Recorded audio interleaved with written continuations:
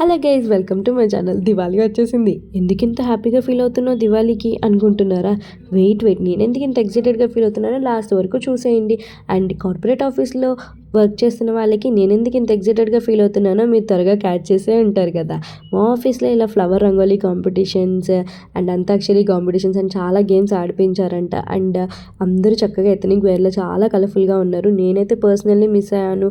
Maternity leave తర్వాత work from home తీసుకున్నాను అనమాట ఒక 3 months. అండ్ పులిహోర పొట్లల కోసం వరద బాధితులు ఎలా వెయిట్ చేస్తున్నారో క్యూలో, అలా మా వాళ్ళు గిఫ్ట్లు తీసుకోవడానికి వెయిట్ చేస్తూ ఉన్నారనమాట. పనంతా పక్కన పెట్టి అలా మా హస్బెండ్ ఇంటికి తీసుకొచ్చేసారు. పాపం వర్షంలో తడుచుకుంటా.